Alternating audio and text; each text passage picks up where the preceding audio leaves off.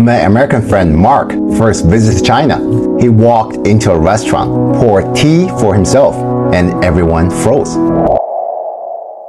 Glad to have you, amazing viewer. In the previous video on the same topic about business in China, we looked at how business and culture are intertwined. For you to be a successful person in business, you really need to immerse yourself in the culture. There are cultural things that you need to know for you to be a successful person in business, especially as a foreigner in China. So in this video, we're going to look at how the unspoken rules that will make you business a success, so that you don't have to embarrass yourself while you're going to look for deals.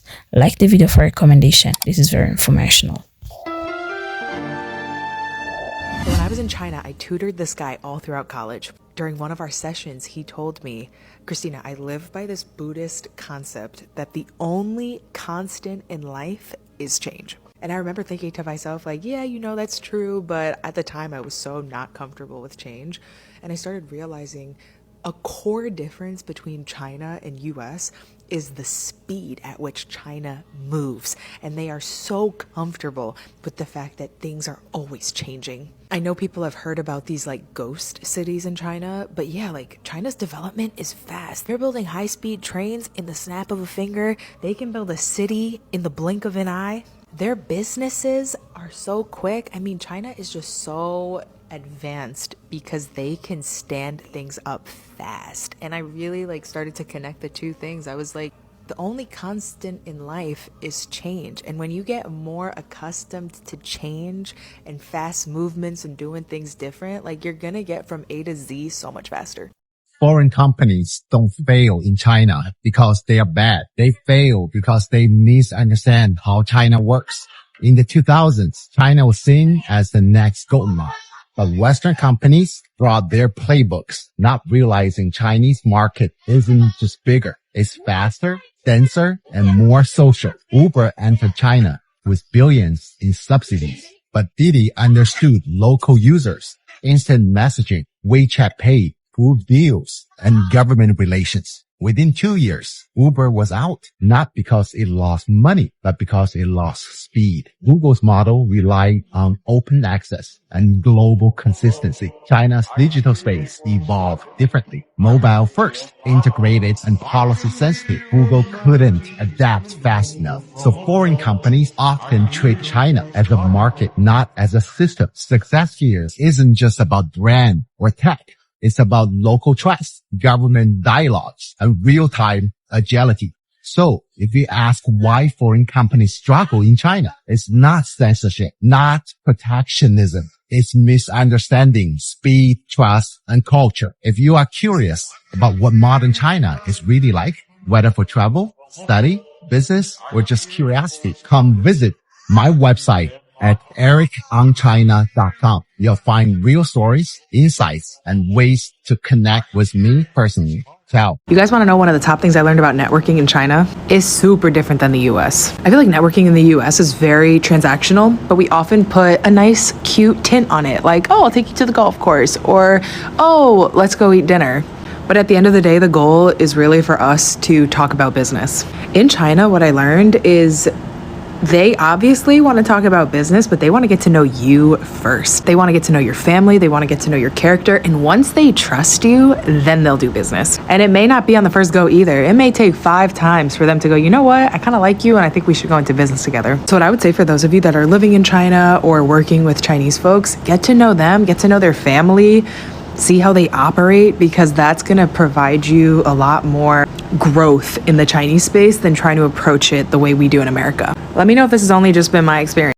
When my American friend Mark first visited China, he walked into a restaurant, poured tea for himself, and everyone froze. I leaned over and whispered, Mark, you never pour for yourself first. He looked puzzled. Why? I said, it's not about tea. It's about respect. Welcome to China, where the most important rules are the ones nobody tells you. Age and position still matter, not for power, but for comfort. Greet the oldest or most senior person first. When toasting, keep your glass slightly lower than theirs. It's not submission, it's harmony. When in doubt, just follow others' rhythm. Politeness here is choreography. Face or mians is the invisible glue of Chinese relationships. Never embarrass someone in public, even jokingly. If you must disagree, do it privately, gently, and always give credit publicly. In China, you can win an argument and still lose the relationship. A Chinese dinner isn't just food, it's connection.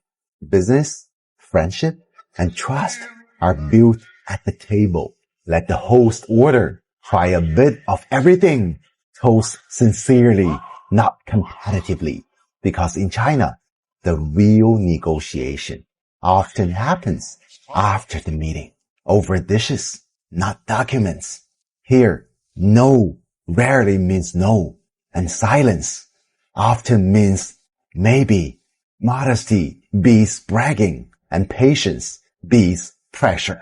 The goal isn't to impress, it's to connect. In the West, etiquette means to be yourself. In China, it means to be aware of others. Both are right. They just reflect different ways of staying human. If you are curious about what modern China is really like, whether for travel, study, business, or just curiosity, come visit my website at ericonchina.com. You'll find real stories, insights, and ways to connect with me personally. Ciao. Did you know in China it's almost impossible to scam people because it's so well regulated now these days? If you're doing a business, like people have a contract, right? But if you do business in China, the contract in writing form doesn't even mean much. It really is a relationship by words. And people trust that because there's so much reinforcements and regulation from the government and every single level to make sure you guys are not scamming each other. However, that does not mean there's no scams. In fact, a lot of the scams happens with foreign people want to do business with China because you don't know the laws, and also the laws can't really protect you because you don't live and base in China.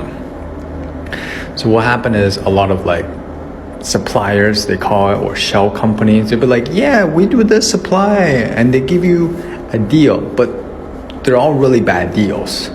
And in many ways, they're not really scamming you. You're just getting a really expensive bag. You know what I mean? It's really like the definition of like, you're the foreign guy, so you're gonna pay the foreign price. Anyways, I'm telling you this because if you really want to do business in China, I can help you out. I will vent out the shell companies for you, and don't use site like Baba, Alibaba. Use me. I'm the real Baba.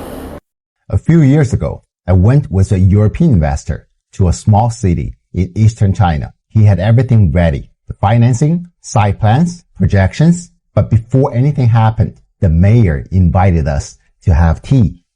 He didn't talk numbers, just asked if the factory would hire locals and build a park. My friend whispered, why is the mayor involved in a private deal? I smiled because in China, business is part of the local ecosystem. China is centralized, but it runs on local execution. Beijing sets the goals. Local officials make them happen. They control land, infrastructure, and permits. They decide which projects get greenlit. So when you do business in China, you're not just talking to the market. You're joining a network of local governance where officials act like entrepreneurs. In the West, politicians win votes. In China, officials earn promotions through results, GDP growth, jobs, and new industries. Every investment project is both an economic boost and a career step. That's why they work really hard to attract investors. It's not interference. It's a partnership. All land in China belongs to the state, and local governments lease it out. So whoever controls land controls opportunity. When you meet a mayor, you are meeting the person who decides whether your project lives or dies. It's not corruption. It's coordination. Their success depends on yours. So why do business decisions depend on local officials?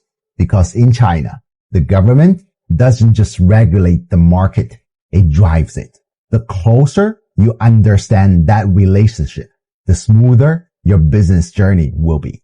So if you are curious about what modern China is really like, whether for travel, study, business, or just curiosity, come visit my website at ericonchina.com. You'll find real stories, insights, and ways to connect with me personally.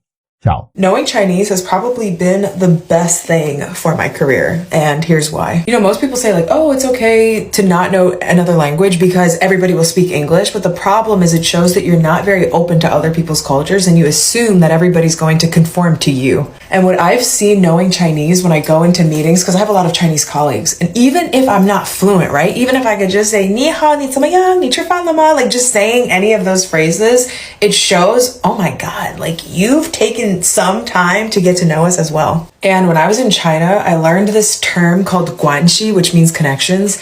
And the idea is that before you do anything business related, Chinese people will want to build a connection with you. Like in some business relationships, they will actually have you meet their family first before they go through with the, you know, engagement or whatever it is. So I feel having, you know, being able to speak Chinese and show like, hey, I've been in China and I know 孔子的老家是山东. Like I know where Kongzi, I know where Confucius is from. Like just knowing these little facts, they're more open to working with me because I've taken time to get to know them and they're taking time to get to know me. Also in a practical way, right? Like because I have a lot of Chinese colleagues, I'm able to understand certain, you know, things in meetings differently, or I'm able to communicate, or maybe I can translate certain concepts. So all around, I think it's a good cultural, you know, connection, but it's also just good to know another language. I do feel English ends up being the working language in a lot of situations. So do you guys find that it's been helpful for you if you know Chinese or, you know, knowing another language? Because, you know, English does dominate in a lot of situations, but this has been my experience speaking Chinese. Would you help me build the world's largest community bridging China and the world? Everyone talks about China, but very few actually understand it. I'm here to change that. I'm Yuan, a Chinese founder, scholar, and storyteller. Over the past decade, I have built 2 companies in China, raised 5 rounds of venture capital, interviewed nearly 3,000 of China's top entrepreneurs, written 2 best-selling books in Chinese, and 1 in English, Unpacking China.